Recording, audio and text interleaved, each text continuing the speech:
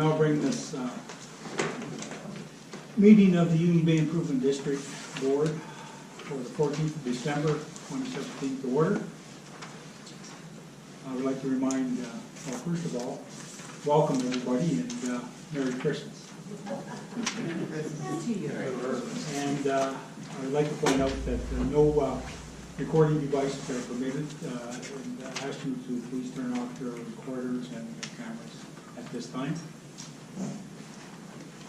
There will be a question period at the end of the meeting, as always. And again, they have to be questions, and they have to be posted in a respectful manner. Okay, so the first order of business is the adoption of the agenda that you have in front of you. Okay. So could I get the motion to adopt the agenda as presented? Could I get a second? I second it. Okay, Trustee Watson makes the motion, Trustee Pittman second.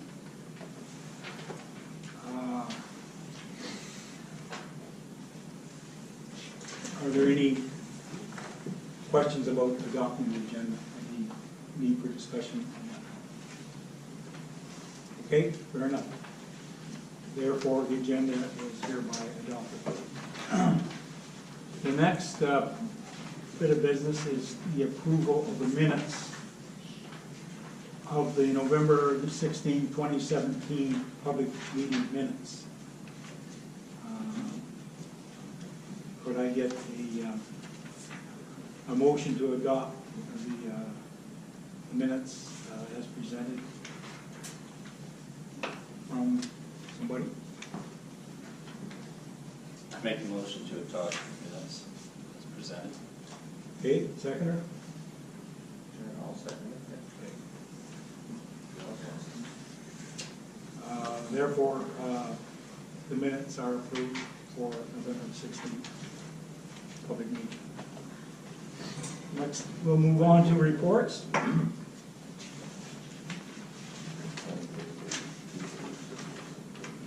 Okay, we'll now move on to the reports, and first up is our Chief Administrator Officer's report, Mr. Gordon Mason. Gordon.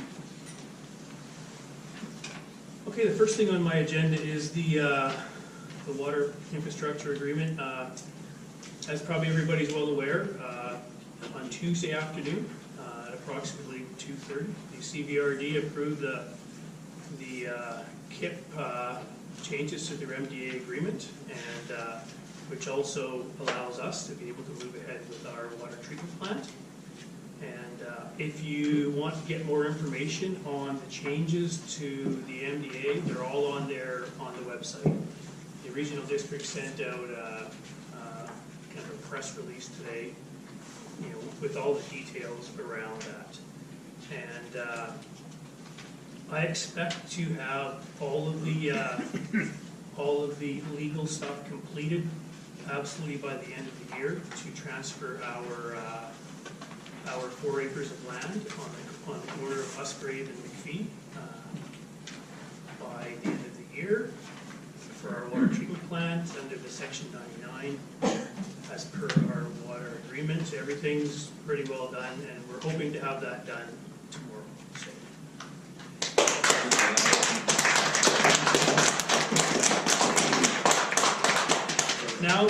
Now the work begins. So and part of that work, I've been working with the ministry for the last pretty well a month to put together our borrowing strategy and how we're going to move ahead with our borrowing strategy.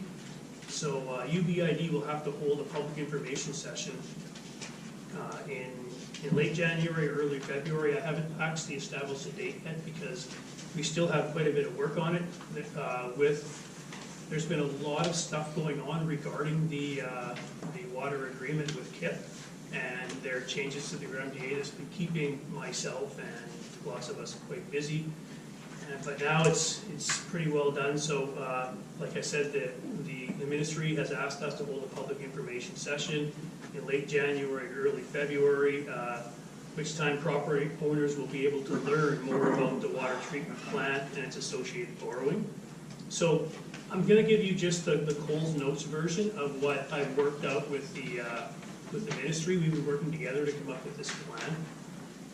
And so it'll provide an opportunity for the property owners to get a clearer sense of what the plant will look like and achieve for the community. It'll provide an opportunity for attendees to leave written comments or questions, which can be followed up by the district staff. We will illustrate the amount of property we'll illustrate the amount of property owner education that has been taking place to date. So we'll have all the information that we need very clearly visible. We'll illustrate the benefits that the project will provide to the community. We'll show how much the project will cost and how the project will be financed. We'll discuss the current agreement with Kensington, how it reduces costs to the property owners by providing land for the plant and the future fire hall. The agreement also facilitates the development of properties that will contribute to the cost of the debt and repayment and the plant operations. A UBID will try to replicate as much of this information as feasible on the website in order to provide an alternative opportunity for property owners to receive the information, ask questions, and provide their comments. So we'll try and replicate what we're going to be doing from a town hall perspective on the website as well. So people will be able to provide comments to the website as well. And we'll continue to keep you posted with everything that we know at our public meetings. And if the question comes up later on, which it might regarding the fire hall property, part of the agreement is Kensington Island Properties has approximately 2 years to transfer that project to us. So that's going to be pretty good timing for us. By the time we get the water treatment built and up and running, it'll be really good time to be able to move ahead with the new fire department location as well. The next thing on my agenda is logging in the watershed. So it's been a lengthy process and one that's designed to protect the landowner's interests, which is our clean water in Union Bay. Union Bay is keeping Island Health informed of our progress by forwarding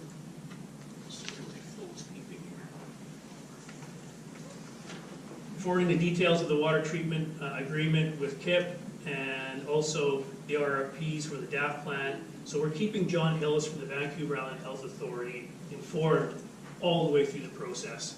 And we've also, on November the 21st, Peter, Danny, and myself, Danny, our Public Works Foreman, and you know Peter, we went down to meet with Island Timberlands on November the 21st to discuss logging in the Langley Lake watershed. And it's really nice to have VHA's support. John really supports our intentions to protect our watershed. And as I mentioned in our last meeting, Chair Jakes has been doing just a ton of work, you know, towards writing letters. I think he's probably wrote 5 or 6 letters. He supported me in garnering support from other organizations, such as the Comox Valley First Nations, to be able to support us in protecting our watershed. The last thing he did just last week was to write a letter to Honourable Doug Donaldson, the Minister of Forest Lands and Natural Resource Operations and Rural Development, regarding the proposed forestry operations by Island Timberlands in our Langley Lake watershed. So, I mean, this is really good for us, and it really helps me. I'm a little distracted right now trying to get the water plant completed and all the stuff that goes along with that. So, by Chair Jakes carrying the torch with this, it really makes a big difference, and we work together and we support each other regarding protecting our watershed. It's going to have a sip of water here.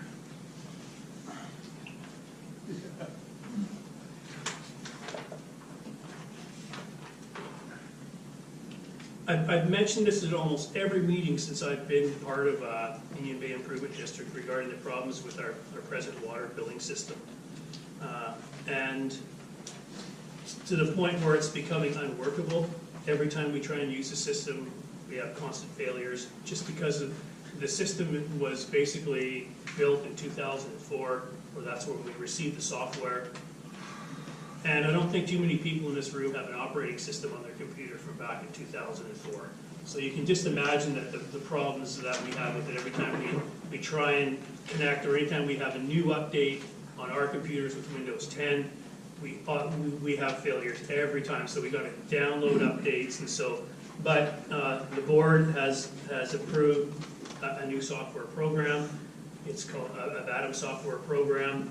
But one of the things I discovered since they approved that was that the wand that we read our meters with and the handheld unit that we have, the handheld unit hasn't been supported from either a software or hardware perspective for 3 years.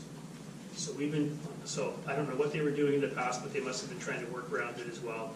The handheld unit at the end of this year will no longer be supported from either a technical or a software perspective.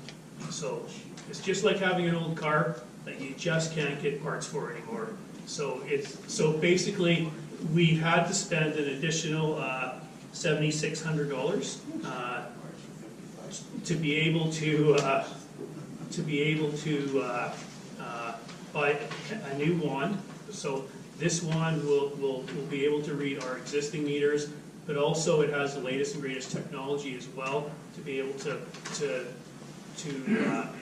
when we have to upgrade our meters, which isn't too far away, we'll be able to use that same one as well. So we expect this wand will have a similar lifespan as what the one we have now. So probably 10 years, hopefully.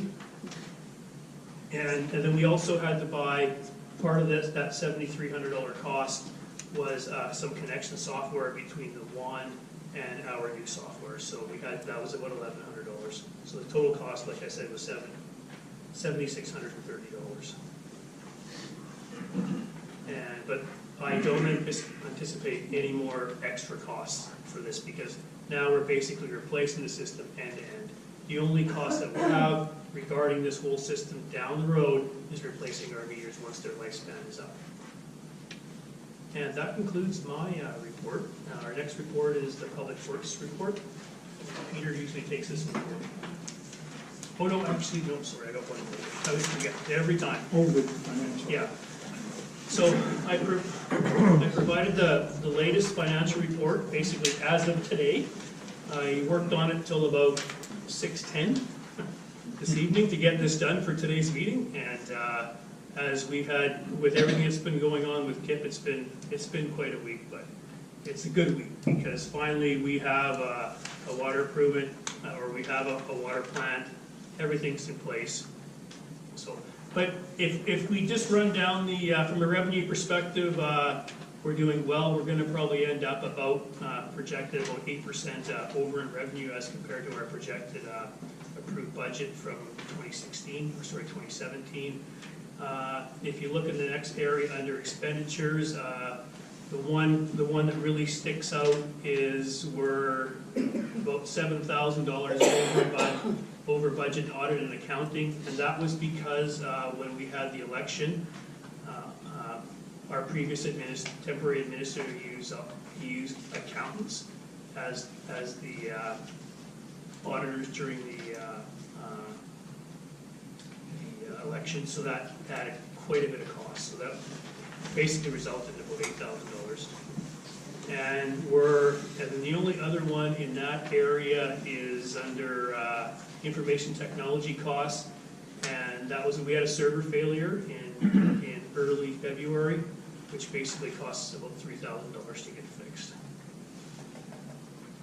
And the next area where we had some red is in subcontractors, which is we're about $30,000 over in subcontractor categories. But once we get our approval in place for the water treatment plant, we'll be able to reverse some of these costs into capital costs. So we'll be able to capture those costs back and adhere those costs into the capital costs for the water plant itself. And I confirmed that with our accountants just to make sure. And the other one that we're over in remuneration,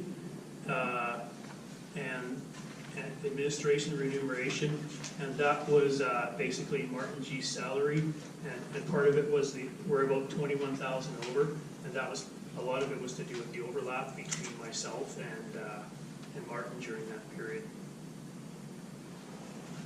Other than that, we're projected to come in about 2% under budget, so at about 98.2% of budget, so we're there, even with the extra $30,000 in operating costs around the subcontractors. And that subcontractor costs are mainly to do with the costs relating to the water treatment plant. We've had to do a lot of stuff, like a lot of surveys, geotechnical surveys, surveying the land. We've had to do, and also a bunch of work from an engineering perspective with Coors to make sure the site would work. So that's the majority of the costs that are relating to that $30,000. And that concludes my financial report for December 14th. Can I ask a board question? Yes, you can. And I know you just finished doing this, and I'm just kind of looking at it now, but, so, I mean, it's good we have extra revenue. We had predicted a revenue of $1,061,345, and we had an additional revenue of $86,967. Is that correct? Yes.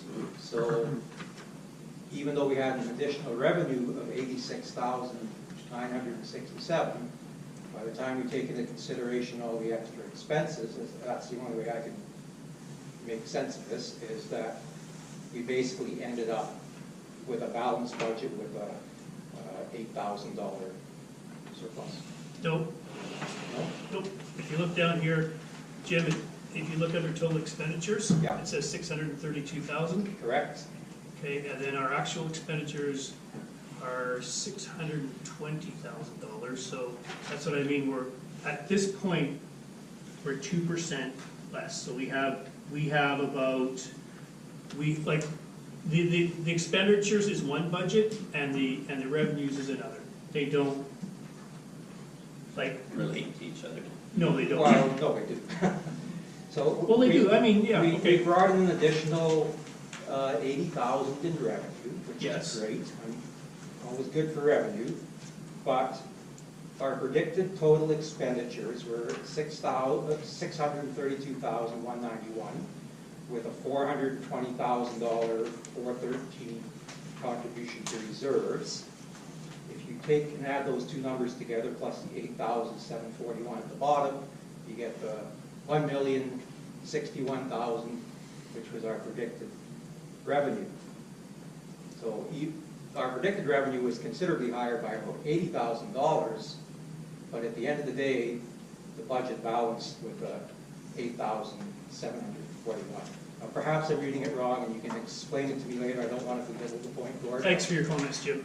It's My report's over. Pardon me?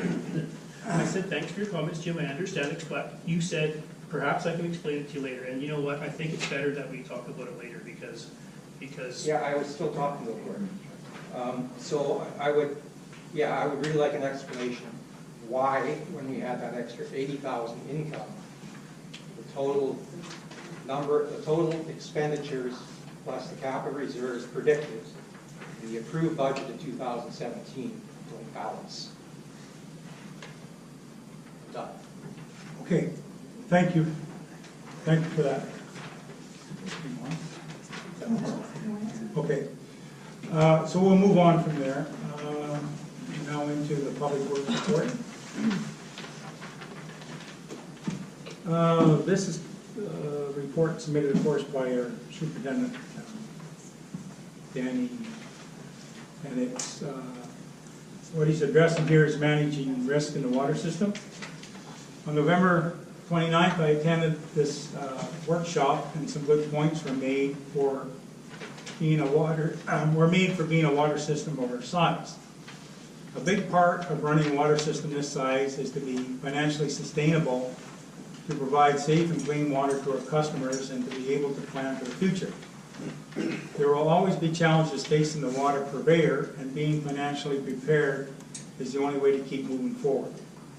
Minimum price of $1.85 per cubic meter is required to have sustainable infrastructure in a water system the size of Union Bay. Grants are only awarded to improvement districts that can support themselves and being able to comply with ever-changing regulations in the industry. Examples would be purchasing new treatment plants, reservoirs, and pipe replacement. With the average cost to replace an existing asbestos cement pipe being $480 a meter, it will be the biggest cost for a water purveyor in years ahead, not to mention water filtration and reservoirs. These are all expenses borne to each landowner in the water system and will be forever. The rates have to be high enough to cover operating expenses and all future growth without having to borrow all the money long term. Dan then goes on to water sampling. As the water turbidity is reaching 1.0 NTU, we have been taking extra samples to the labs for bacteriological and turbidity, along with the normal samples taken to the Ministry of Health.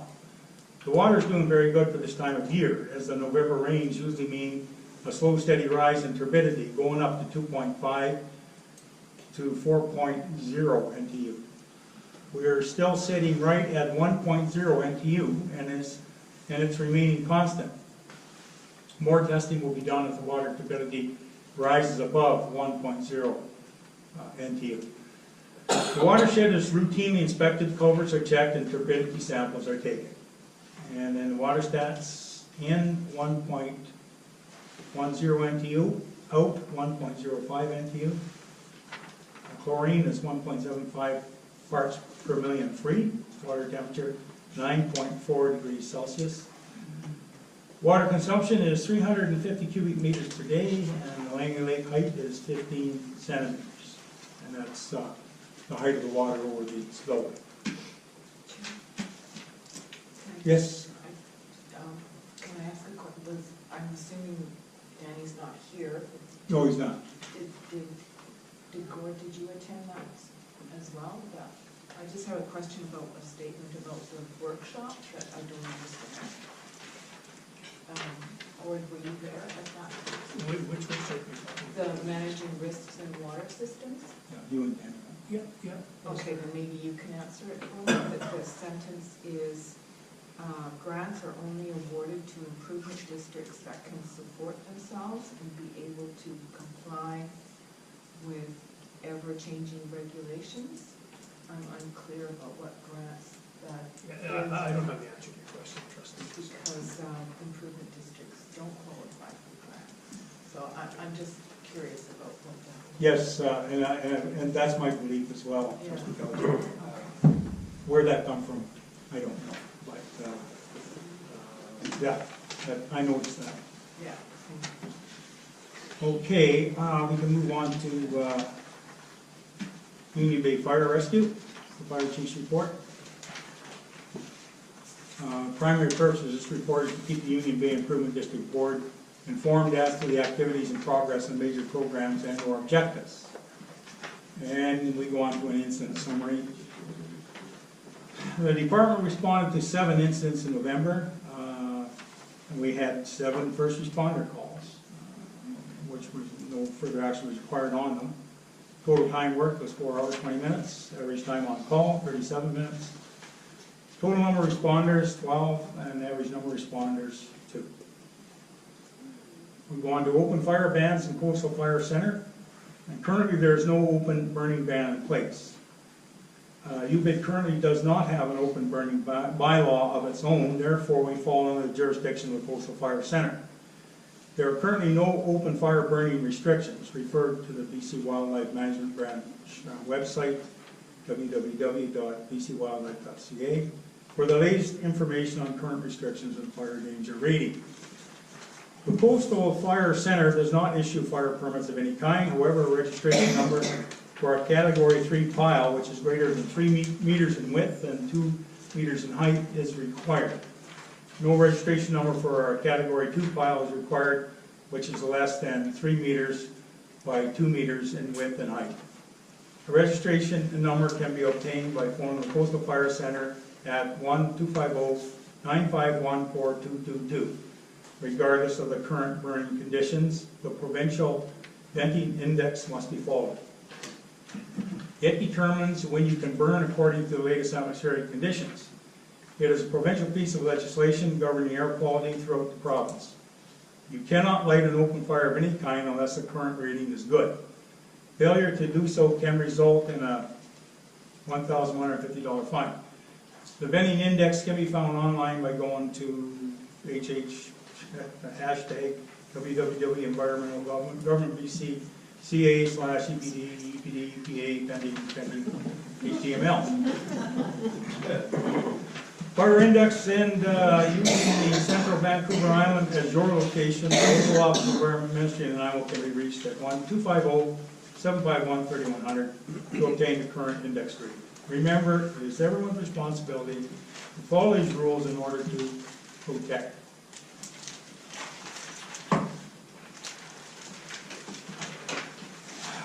In order to protect airshed from being abused and to protect the health of your neighbors. All these links can also be found on the UBID website. Training. 3 members have passed their first responder recertification and are now certified for another 3 years. 4 members recently completed their healthcare provider recertification for CPR and AED. Vehicles and vehicle safety. Both engines have passed their annual commercial vehicle inspections, without which they cannot be insured. Membership, the current strength is 16 members. 2 members had to be released due to their new work locations.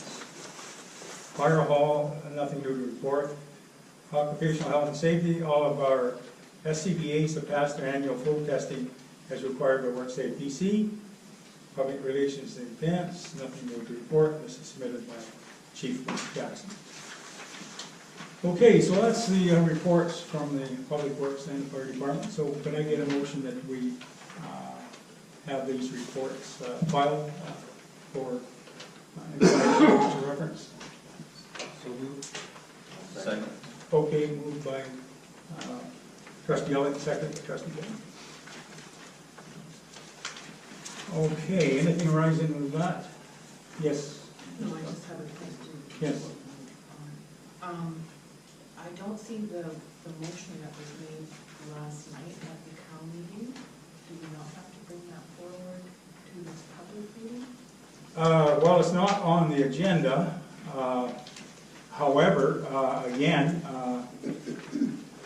Should be on the agenda. yeah, it should be on the agenda before we can bring it forward. What happened, and I was remiss in this last meeting. Yeah, in allowing late agenda entries. This will come up at the next meeting, I'm sure. It's not on the agenda. It's not on the agenda.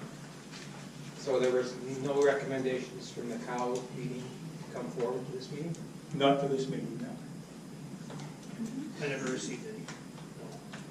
No, at the meeting last night, there was recommendations that were made Yes. by the committee of the whole regarding the transfer of the CVRD, regarding doing the study on Union Bay Improvement District, looking at the pros and cons.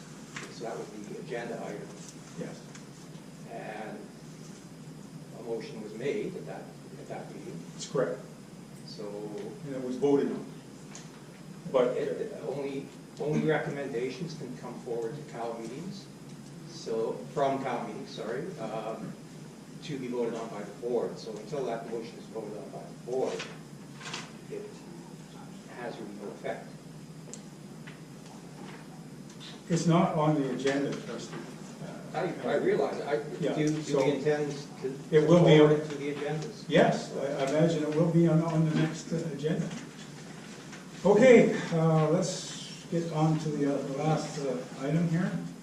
And this is a letter written signed by 1, 2, 3, 4, 5, 6, 7, 8 residents of Union Bay asking for the resignation of Trustee Calger. I won't read the letter in its entirety. However, I gather that these people are asking for her resignation because she committed a breach of conduct in that she misrepresented a announcement she wanted to make at the meeting. So there you have it. I don't think I'll comment anymore on this right now, and we'll now turn the meeting over to questions, to a question period. Sure. Yes, Kristen. This letter, will it form part of the minutes of this meeting? Yes, it's on the agenda. Okay, so this letter is dated December 6th. It was received by UBID December 8th, but I received it 3 hours ago. So I feel, in all fairness, and I'm fine with you reading the letter out loud in its entirety so that it becomes part of the record. I feel it's unfair that it formed part of the record. I have a reply. I would like to read my reply specifically addressing the allegations of this letter. So I ask Okay. that. You have the, yes, you can, So, you but can read your reply. I would like my reply to be included in the minutes, if this letter is going to be included in the minutes. Yes, it will be. Okay, Should be reviewed. so I would like you to read the letter in its entirety, just for the record, please. Okay, we can do that. Oh, well, but, This letter was addressed to me as board chair, and it is dated 6th November 2017, actions of trustee Calger, dear Chair Jakes. As Union Bay landowners, we, the undersigned, demand the resignation and removal of trustee Suzanne Calger from the Union Bay Improvement District Board. Trustee Calger fraudulently misrepresented her intentions at the November 16, 2017 board meeting when she asked for a public service announcement to be added to the meeting's agenda. When her PSA came up under other business, trustee Calger immediately began speaking about the board, writing to the CBRD for a study of the pros and cons of becoming a service area of the regional district. She even went so far as to make a motion about this before she was finished. We understand as board chair that you allowed this to play out before calling for a vote on the motion. However, this is contrary to a request for time for a PSA, to which she claimed the landowners and tenants would be interested to hear. When she did make her so-called PSA, it was to read a private email from trustee Lawson. This email was of a sensitive nature and should not have been read publicly. Her actions completely violated UBID Code of Conduct Policy 1B02, dated January 18, 2012, which states, trustees shall not disparage the motives, abilities, personalities, or performance of employees and fellow trustees. The remarks from trustee Lawson were private and should not have been read in public as a so-called public service announcement. The serious breach of conduct on the part of trustee Calger, first by fraudulently claiming to have a public service announcement of public interest, and second, to publicly disclose the contents of a private email written by another trustee without the author's permission, should be grounds for immediate dismissal from the board. Yours respectfully, and there are 1, 2, 3, 4, 5, 6, 7, 8 signatures. Who are they? You are the board now. Okay, there you have it, trustee Calger. Okay, and just for the record, the email that is referred to has been included in the minutes, which will form a legal document, because that's what minutes are. So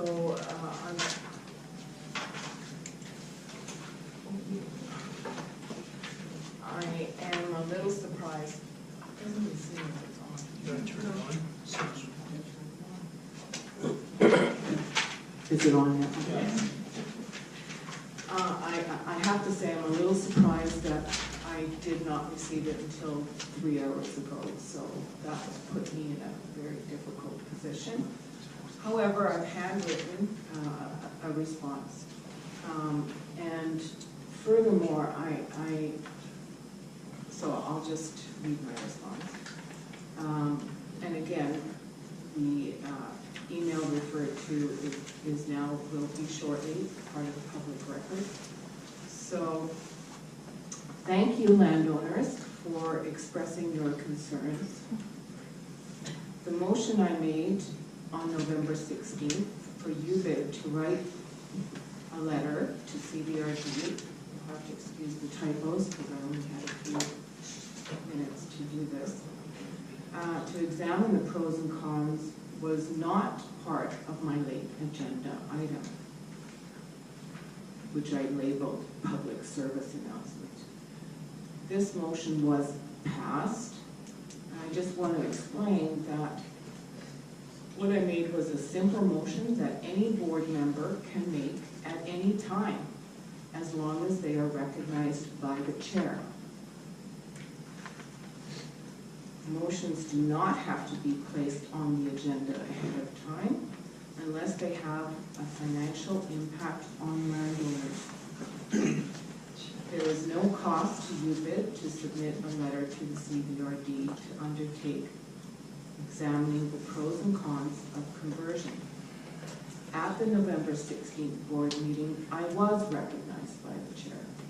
So I proceeded, and that was entirely legal, fair, and proper.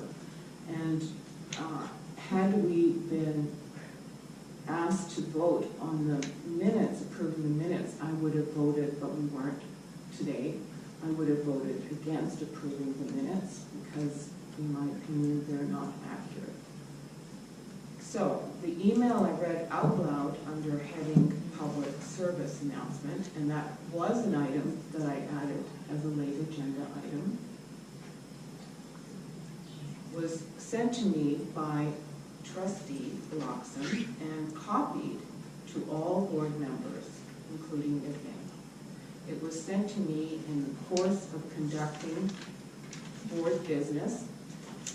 Therefore, it is no longer confidential, and since it was about me personally, the letter is mine to share. Loxon's email was a direct, disparaging personal attack upon me personally without just or reasonable cause. It is, in my opinion, trustee Loxon, it is my opinion that, trustee Loxon is, okay, the grammar's bad here. That trustee Loxon has, remember, I was only given 2 hours to write. Well, I had to eat dinner too.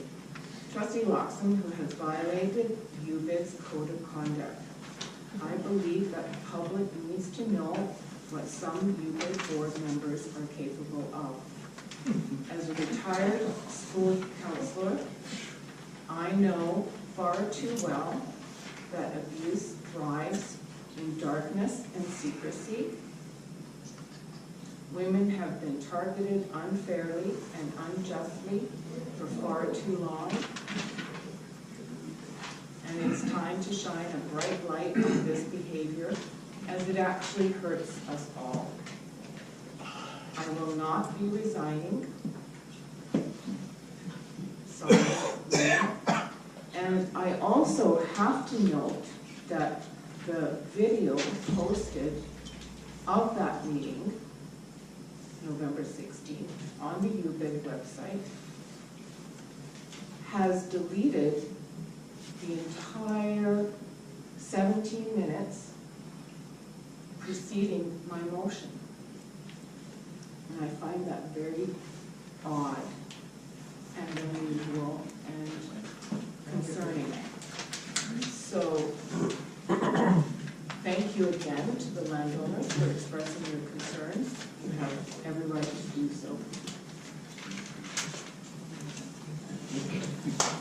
Okay, So Okay. I will hand that over so that it becomes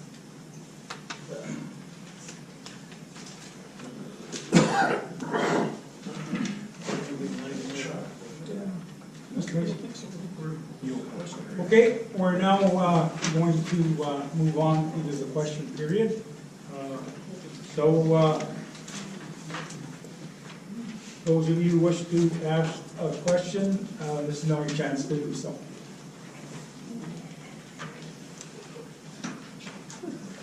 This lady back here. Yeah, I'd like some more explanation from trustee Calder about, I didn't understand that about approving the minutes. The reason why you didn't approve them, I didn't get that. Could you explain that, please? Yeah, go ahead, trustee Kelly. She's supposed to address me as chair, but you should answer the question. because the minutes, because the current minutes that we just approved today are not accurate. I thought I assumed the chair was gonna call for a vote. From my opinion, they're not accurate. So I would have voted, you know, I would have not put my hand up to vote. So. Perhaps I could interject something here. We have lost approximately 17 minutes of the minutes. Yeah. No, of the video. Of the video. It doesn't have any. No, of the video when we're transposing from. I can answer that question. Yeah, go ahead. I have no issue. Yeah. When I was moving the video from the camera into my computer, and then what I do is I have to take every single video and I have to move it onto a stick.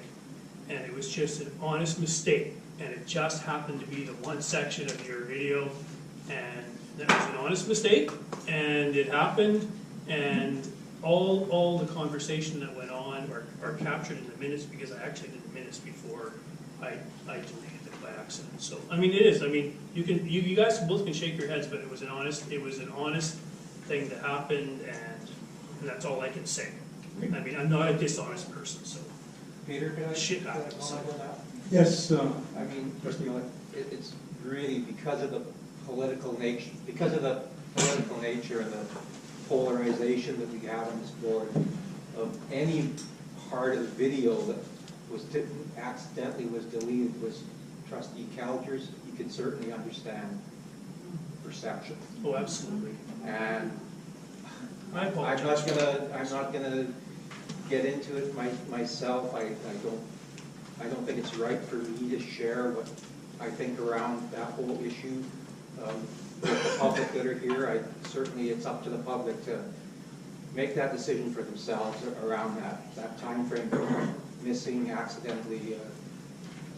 So just, it's so important that we're able to maintain our transparency. I'm not saying that's not what happened here, but it is so unfortunate that it was that section that happened to be deleted. And I really hope everybody just can think about that and the impact that it has on this divided community that we have, and make that decision in their own minds what happened, and hopefully have a good outcome of that. But it's no wonder that we keep having this division in the community when things like this happen. And I'm not going to share my opinion. I was just about to share my opinion, Gord, but I'm not. I think that's up to the individuals they're sitting in this room to decide for themselves what happened there. okay. Yeah, well, so is somebody over here. This lady over there? Yes. Thank you. I have two questions, is Yeah. that right? Yes? Okay, so my first one is, you said, Gord, that you had a meeting with Timber West and Island Health. What was the result of that meeting about logging the watershed? Well, probably answer. Yeah, go ahead. I could probably answer that. I was at those meetings. What has come about is that they still intend to log in the watershed. Yeah, I've written a very strongly worded letter to the Ministry of Lands and Forests. What I've done basically is come out and stated that the Union Bay Improvement District Board will not and cannot accept any liability for what might happen in that watershed. We do not own the watershed. We do not own the timber in the watershed. All we own is actually the lake bed up there. And our only responsibility starts when that water enters our distribution system. And that's why we keep a close eye on that dam. We have it inspected regularly. And I've said to the Department of Lands and Forests, I've suggested to them that there's another, I wish I had the letter here, but I don't right now. There is another entity that is a neutral entity that the government uses to do an independent survey of the lake. And I've asked them to activate, it's a private management land developed, I think some of you might be familiar with that, and asked them to do a survey of the lake. And if they decide, I suppose, that they can log in there, then I suppose we don't really have too much of an argument. But it's certainly not going to be on our nickel. Can you get a sense of where they're sitting? Well, I just sent the letter here probably about a week or 10 days ago, and I'm hoping what I've suggested to them, and I suggested this to Island Timberlands as well, that perhaps the provincial government could look at increasing the buffer zone around the lake. Right now, Island Timberlands can log right up to within 65 feet of the shore of the lake, which is ridiculous. I suggested that they approach Timberlands and see if they can make a deal with them to buy the timber and property to increase the buffer zone to about 500 meters around the lake. How was that received? Well, I haven't heard anything back yet, but to me, that only makes sense, and to put a fence around it, because we're getting more development in this area. And as you know, that lake is not very far off the main highway, and we have to protect it. I think, I don't have a problem with Island Timberlands. I mean, I understand that they're in this to make money, and that's the way things work, but not in our watershed. You know, and if the government does that, then we, you know, hopefully we'll have it adequately protected. You have to understand that we only get that water, we get our water from the government under license. Actually, 2 licenses. One is to store the water, that allows us to store the water in Langley Lake, and the other is to distribute it. And we also have a permit from Island Health that allows us to distribute the water. So we really don't have a lot of power here. But I'm making darn sure everybody knows where we're at. And I think the one argument I have with Timberlands is that they seem to think that logging in the watershed and right up to the lake is a healthy thing. And I tried to convince them, well, look, you know, Langley Lake is has a very unique ecosystem, and it's largely dependent on the trees around the lake. Because they're marketable timber, that's why they want to market in there. But not only do the trees keep the lake cool in the summertime, but they also slow down flooding, erosion. It just goes on. And if they took those trees out of there, I'm not sure what would happen to the lake, quite frankly. Yeah, it's a real concern, and yeah, we'll see what happens. We're going to continue to write letters and raise appeal hands. to their position to be good corporate citizens. Yeah, I think, you know, they're aware that they have an image. They have told us that, I think it was 60%, Lord, of their operations have been conducted in watershed areas, and they haven't had any problems, but, you know. Yeah, there you go. See, there's, and to me, that was an example of, and I'm not pointing the finger at anybody, but it was an example of allowing overlogging, and I don't want to see that happen. Thank you very much. Okay. My second question is about the request to the regional district to begin the survey. Can I Yes. ask when that letter went to them? It hasn't. Yeah. Why not? Well, we don't, again, that was not on the agenda for discussion, so I guess it will be at the next meeting. No, but at the last meeting last month, the board agreed that they would do that. The motion that was passed was that we would seek information from them. Right. That was it. So you have to Didn't ask say for when. that. No, we didn't, there was no time limit put on it or anything like that. Yeah, so we'll see when we bring the motion, when we bring the approval forward of the motion, then we can discuss it. Okay, this lady over here? You said on regards to the, our water, Langley Lake and Timberlands, that Island Health was on our side. Did they say what they were going to do on their part with Island Timberlands exactly? Well, not really, no. Why would that question be asked? That's, I mean, that's quite an important question Well, to ask them what. yes, it is. If Island Timberlands has no problem logging and affecting all of our water supply, I'm sure that Island Health would have some sort of mandate to help us and to inform the Union Bay Improvement District. Island Health was at this meeting with Island Timberlands. And I have kept them informed. Every letter I've written in this regard, I have we've sent a copy to Island Health. They are concerned. That's all they will tell me right now. They don't appear to have a plan in place, not at this point. So yeah, we're just.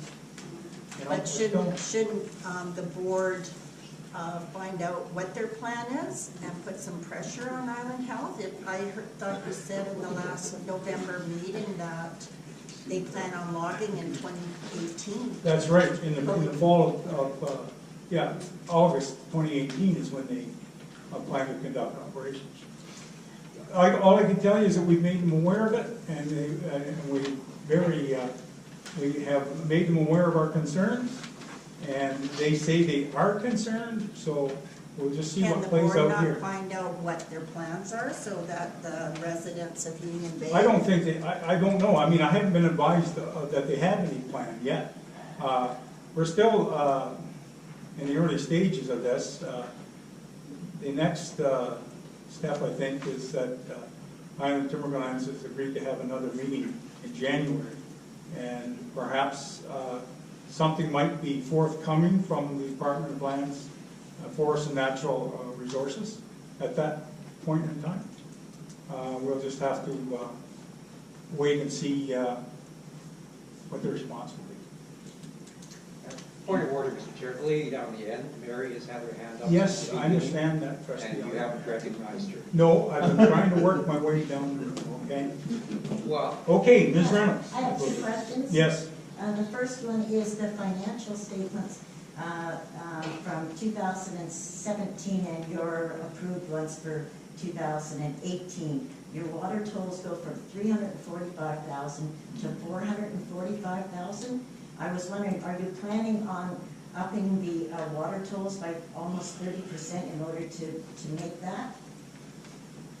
I'm not quite sure I understand. We've not increased the water tolls, man. Well, it is, there is a $100,000 increase. I took it from your. Yes, I understand that. That's from new properties coming online, as I take it. No, it says water tolls. That's revenue. It's revenue from the water tolls. Yes. Yeah, we're basically projecting the same, Hang on a sec. I'll let Mr. Mason. Okay. we're projecting the revenues that we received in 2017 into 2018 based on, because people are using a lot more water, there's more people coming on board. So we're just basically projecting the revenues forward for the water A tolls. 30% increase? Yeah, that's, if you look at our actuals, that's what it's coming out to, so yes. And my second question is, unless you put those videos in a video editing program, you wouldn't have been able to erase any of that. Plus, what you should be doing is giving the card from the camera to the webmaster. There's no reason for you You to know what, transfer it. Mary, you're absolutely right. And that's what I'm doing next time. Yeah. And I apologize, it was an honest mistake. No, it wouldn't, it had to be done intentionally. No, you know what, yeah, you know what, just let me finish.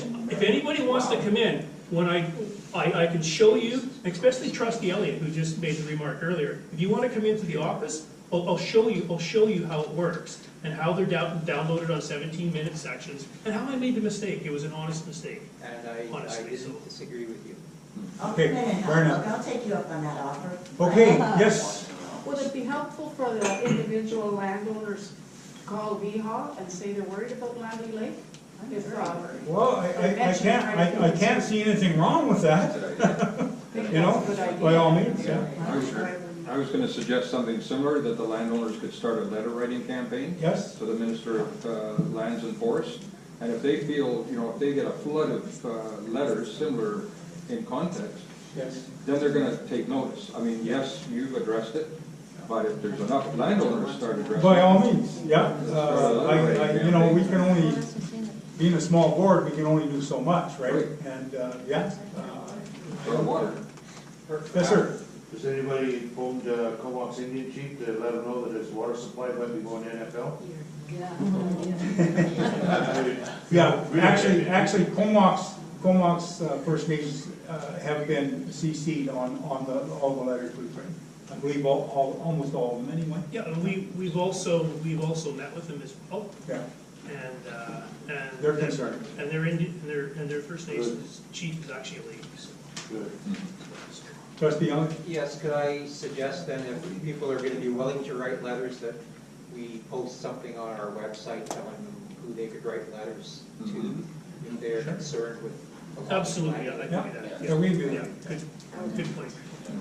Yes, lady, ma'am, I back just there? have one last question. Yes. But I think that the UBID board on this water, Langley Lake, should be more aggressive on that. They've been aggressive on other issues. I think they should be really aggressive on this, because we know how government works, how Island Health, they just take forever. Every government office takes forever. Before we know it, it's going to be August 2018, or maybe they'll decide to log earlier. Okay, Ma'am, that's what I'm. If you'd been at that meeting with Island Timberlands, I don't think I was very well received, because, trust me, I was aggressive. He's aggressive. Oh, very, yes, very. So anyway- I was Okay, there. Yes, ma'am. I haven't finished though. I would Sorry? like to, I had a question. Yes. I'd like to know what happened to the October 2018 minutes on the website. Did that get deleted by accident, or 2017, I'm sorry. October 2017 minutes are not on the website. No, It should be. They should be. Video? because The I minutes was or the going to video? refer back on Sorry, the video. The minutes? The video, the video. The video. no, the video. I'll be honest, I just took it down. I thought we'd put the next one up and take the old one down. But, That's what, why? so, yeah, Well, the minutes are still there. The minutes are there. Right. so. All right, yes, Video will be ma'am. on there.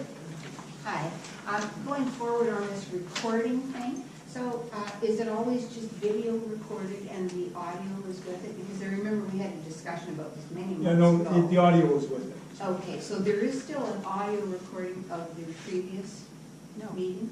No. No, No, that not was that one deleted. segment, that, we lost was that. deleted as well. Perhaps that'd be a way going forward to deal with that there would be the two separate, there would be the video recording Somewhere. and an audio recording, and then that could certainly be used with regards to the minutes, because as you say, you had already used the recording to draft up the minutes.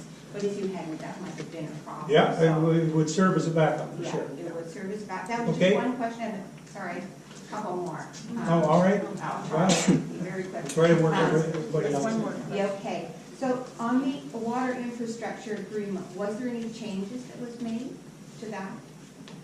It was an update, so that was, You mean, under the report. well, not with us, no, No. we signed that some time ago. I That's think right, so you're nothing- referring, you may be referring to the master development agreement well, with it Kent just said County here, and the CDRD. reports regarding the water infrastructure agreement update. So, and you did talk about the master development agreement being approved for them. No, Yeah. Hopefully there was no changes, there was no So the land will changes. be able to be transferred and all Yes, that sort of as thing. a I matter- just wanted to make sure that there As was. a matter of fact, we hope to accomplish that very shortly. Okay, that's great. And then I'll be very brief on this, but I am baffled as to why board does not seem to want to allow this report on pursuing information from the CVRD as the pluses and the negatives. You know, we all have a right to that information as landowners. We all make our own decision with regards to it when we have all the information. All we're doing is asking you to write, as a board, to write a letter requesting that report. And I am truly baffled every time it comes up that you seem to be not willing to do that. Okay, that will be on the next agenda. That's all I can. Oh, that's not good enough. I'm sorry. Oh, I'm sorry, ma'am, that's the I've way it been waiting works. for over a year for this, so Yeah. this is really not good Okay. enough. Sorry.